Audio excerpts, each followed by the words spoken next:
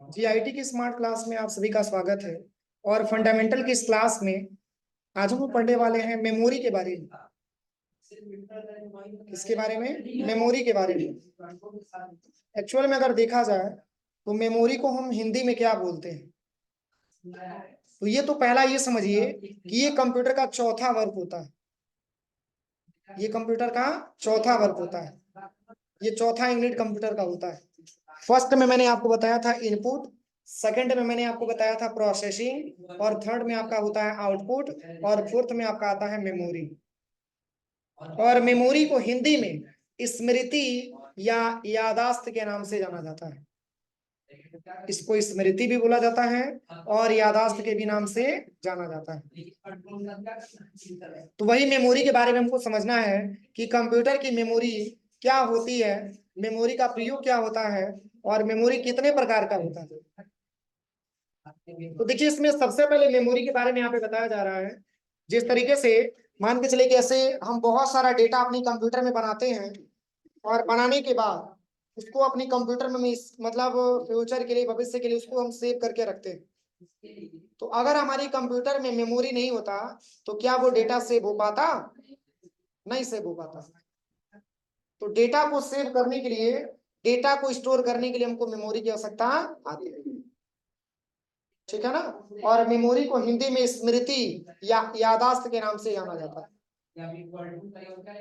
और जिस तरीके से हमारे और आपके पास मेमोरी है जो लंबे समय तक हम डेटा को स्टोर कर पाते हैं अपने दिमाग में, सेम उसी तरीके से हमारे पास कंप्यूटर के पास भी मेमोरी होती है जो डेटा को लंबे समय तक स्टोर करने का काम करती है। तो यहाँ पे बताया जा रहा है मेमोरी के इंट्रोडक्शन के बारे में। कह रहा है कि जब हम कोई भी डाटा अस्थाई या अस्थायी रूप से स्टोर करते हैं तो वह कंप्यूटर की मेमोरी में स्टोर होता है। इस आधार पर हम यह कह सकते हैं कि मेमोरी वह प्लेस है जहां अस्थाई या अस्थायी रूप से डेटा को स्टोर करते हैं, और मेमोरी में स्टोर किया गया डेटा 0 या 1 के रूप में परिवर्तित हो जाता है। इसमें बताया जा रहा है कि कंप्यूटर में जब हम कोई भी डाटा या तो अस्थायी रूप से सेव करें या अस्थायी रूप से सेव करें, वो स्टोर होता है तो किसमें? मेमोरी में स्टोर होता है। वह कंप्यूटर की मेमोरी में स्टोर होता है। और इस आधार पर हम यह कह सकते हैं कि मेमोरी वह प्लेस है, वह स्थान है जहां हम अपनी डाटा को अस्थायी या अस्थायी रूप से स्टोर करते हैं। और फिर कह रहा है कि मेमोरी में स्टोर किए गए डेटा 0 या 1 के रूप में परिवर्तित हो जाता है, और 0 तथा 1 को संयुक्त रूप से बाइनरी डिजिट यानी कि बीट कहा जाता है।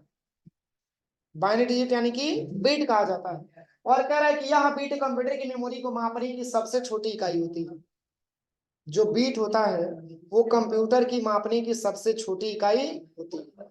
और फिर कह रहा है कि 8 बीट मिलकर एक बाइट बनाते हैं, जो एक कैरेक्टर, लेटर, डिजिट, सिंबल को स्टोर करने के लिए आवश्यक मेमोरी होता है। और कंप्यूटर की मेमोरी को मापने के विभिन्न यूनिट्स निम्नलिखित हैं। मतलब इसके और भी मात्रक हैं, लेकिन आप ये समझिए कि कंप्यूटर की मेमोरी को मापने की जो सबसे छोटी इकाई होती है वो आपका बीट होता है।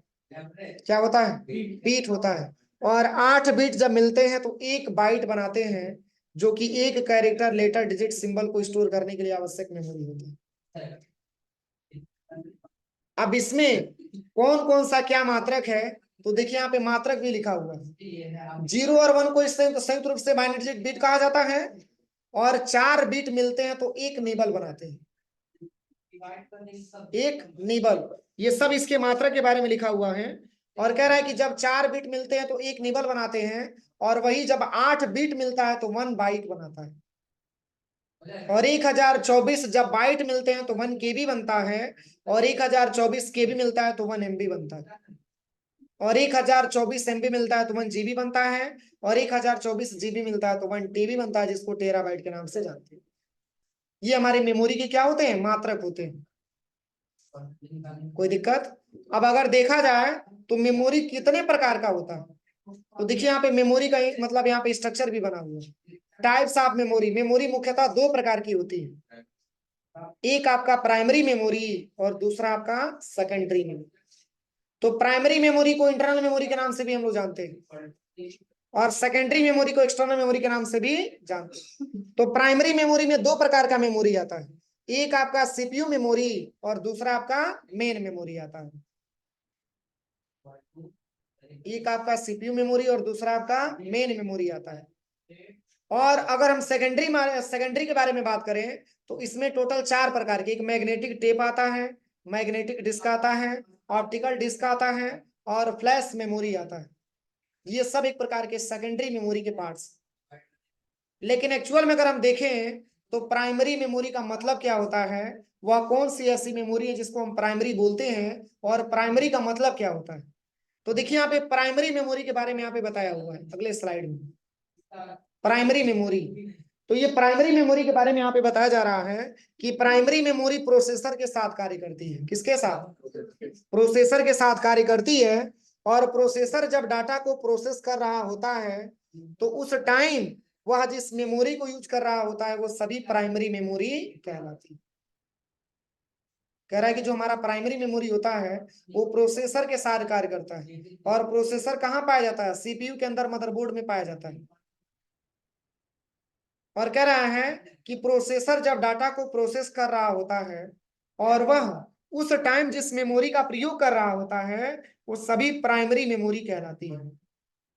और यह प्रोसेसर के सप्लीमेंट यानी कि सहायक के रूप में प्रयोग की जाती है, जो कि प्रोसेसर को सपोर्ट करती है, सहारा प्रदान करती है। और कह रहा है कि या फिर प्रोसेसर के साथ यूज होती है, इसे हम प्रोसेसर का पार्ट भी कह सकते हैं। मतलब अगर ये प्रोसेसर के साथ काम करता है तो एक प्रकार का प्रोसेसर का हिस्सा हुआ, प्रोसेसर को सपोर्ट करता है। और प्रोसेसर को जब सपोर्ट करता है तो क्या हम प्रोसेसर का पार्ट इसे नहीं बोल सकते हैं? क्योंकि बिना प्रोसेसर का ये अपना प्राइमरी मेमोरी आपका काम ही नहीं कर सकता है। कोई दिक्कत? तो ये मैंने आपको बताया प्राइमरी मेमोरी के बारे में, जिसको हम प्राथमिक मेमोरी के नाम से भी जानते हैं और इसको हम इंटरनल मेमोरी के नाम से भी जानते हैं। प्राइमरी मेमोरी का सेकंड नाम इंटरनल मेमोरी भी होता है।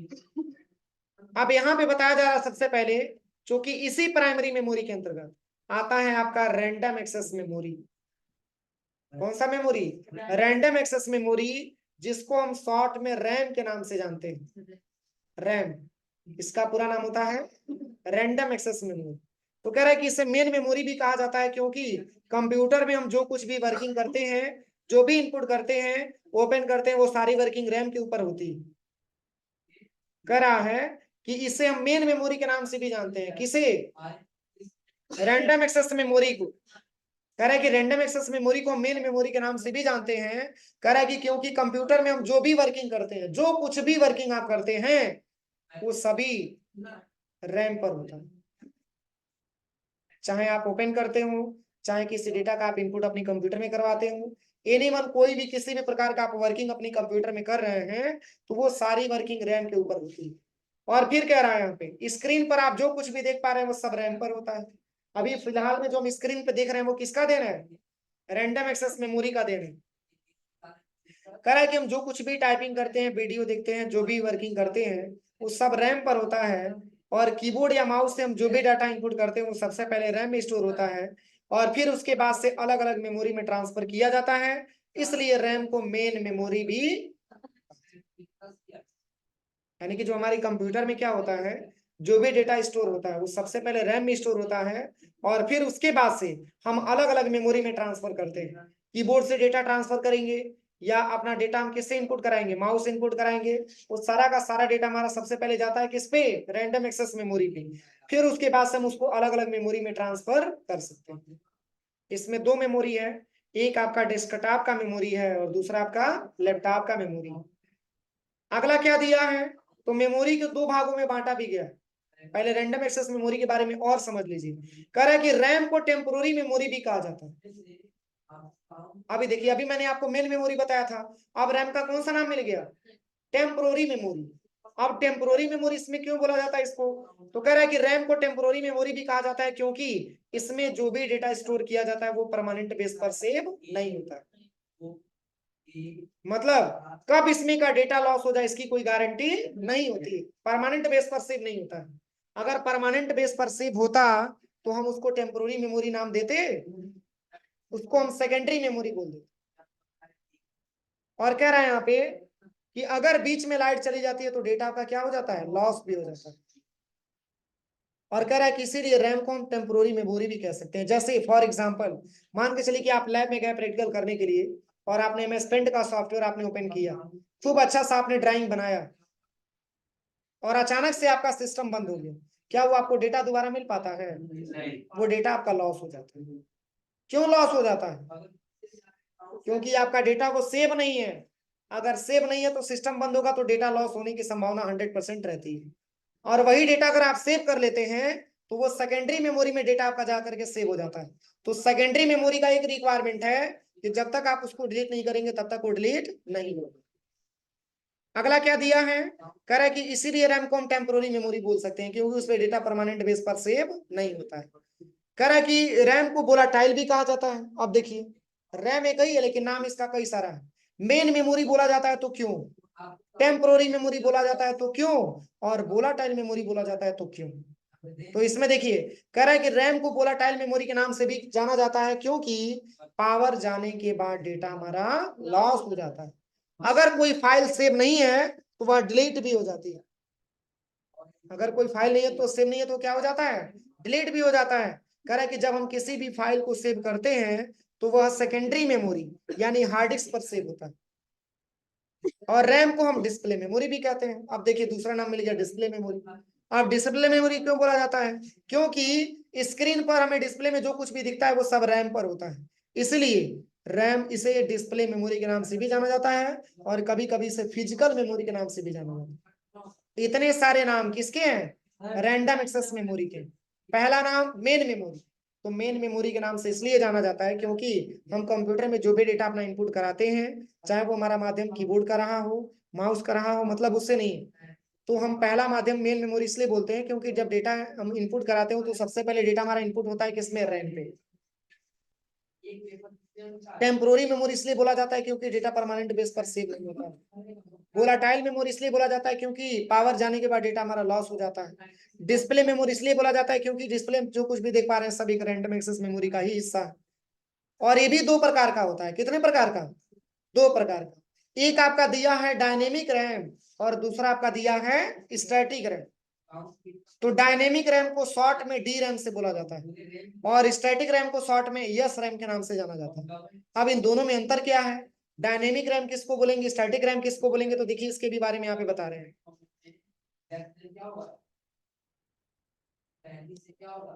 देखिए डायनेमिक रैम के बारे में कह रहे कि डायनेमिक रैम को एक निश्चित समयांतराल के बाद रिफ्रेशमेंट की जरूरत होती है और यह स्लोअर और डायनेमिक नेचर का होता है। ये बहुत ही स्लो गति का मेमोरी होता है। कौन मेमोरी, डायनेमिक मेमोरी। और कह रहा है कि इस रैम में प्रोसेसिंग भी स्लो होती है और कह रहा है कि इस रैम में पावर भी ज्यादा कंज्यूम होता है और यह सस्ती मेमोरी होती है। अगर इसकी कार्य करने की कैपेसिटी बढ़िया नहीं है तो ये दाम में महंगा होगा, सस्ता होगा। और डी रैम एक साधारण रैम होता है जिसका प्रयोग कंप्यूटर में रैम के रूप में किया जाता है और यह चार्ज के रूप में डेटा को, सूचनाओं को स्टोर करता है। मतलब इसका मात्रक हम बोल सकते हैं चार्ज के रूप में डेटा को स्टोर करता है। कौन, डायनेमिक रैम। और कह रहे कि इसकी खास बात यह है कि यह बहुत जल्दी जल्दी रिफ्रेश होता है। किस मेमोरी की बात हो रही है, डायनेमिक की बात हो रही है। ये बार बार रिफ्रेश होता है और कह रहा है कि रिफ्रेश का अर्थ है मेमोरी चिप को विद्युत आवेशित करना और यह 1 सेकंड में लगभग हजारों बार रिफ्रेश होता है। सोचिए 1 सेकंड में लगभग ये हजारों बार रिफ्रेश होता है। तो जब हजारों बार रिफ्रेश होगा तो क्या हमारा कंप्यूटर सही तरीके से काम कर पाएगा? तो वही बात इसमें कह रहा है, तथा प्रत्येक बार रिफ्रेश होते समय यह पहले के कंटेंट्स को मिटा करके वापस लाता है और इसकी जल्दी जल्दी रिफ्रेश होने के कारण इसकी गति स्लो हो जाती है। और कह रहा है कि क्योंकि जब यह रिफ्रेश हो रहा होता है तो सीपीयू रीड और राइट ऑपरेशन नहीं कर पाता है। जब ये रिफ्रेश हो रहा होता है उस समय सीपीयू ना तो किसी डेटा को पढ़ पाता है और नहीं किसी डेटा को लिख पाता। किसी को कोई प्रॉब्लम? अब चलिए अगला ऑप्शन यहाँ पे आता है, वो है आपका स्टैटिक रैम। कौन सा रैम, स्टैटिक रैम। अब दोनों में अंतर आप समझिएगा। स्टैटिक रैम, स्टैटिक रैम में कह रहा है कि यस रैम में डेटा बिट्स के रूप में सेव होता है और यह एक फास्ट मेमोरी है। कौन सा मेमोरी है, फास्ट मेमोरी है और इसका नेचर स्टैटिक होता है और यह डी रैम की अपेक्षा महंगा होता है और डी रैम की अपेक्षा कम पावर कंज्यूम भी करता है। और मतलब इसमें ये समझिए कि जो अभी मैंने आपको डी रैम के बारे में जो मैंने आपको बताया है, इसकी अपेक्षा जो एस रैम होता है वो ज्यादा पावर कंज्यूम भी नहीं करता है, और प्लस उससे फास्ट ही मेमोरी होता है, और प्लस इसकी कार्य करने की कैपेसिटी डी रैम की अपेक्षा बेहतर होता है, और प्लस ये जो डेटा स्टोर करता है यह वोल्टेज के रूप में डेटा स्टोर करता है, जबकि डी रैम चार्ज के रूप में स्टोर करता है। इसकी खास बात यह है कि यह डी रैम की तरह रिफ्रेश भी नहीं होता, यह डी रैम की तरह बार बार रिफ्रेश भी नहीं होता है। अगर डी रैम की तरह बार बार रिफ्रेश होता तो क्या इसकी गति फास्ट होती? अगला दिया है वो है आपका रीड ओनली मेमोरी, जिसको शॉर्ट में रोम के नाम से जाना जाता है, रोम, जिसको हम पूरा नाम बोलते हैं रीड ओनली मेमोरी। सबसे पहले रीड ओनली मेमोरी के बारे में, रीड ओनली मेमोरी को शॉर्ट में किस नाम से जाना जाता है? रोम, ROM।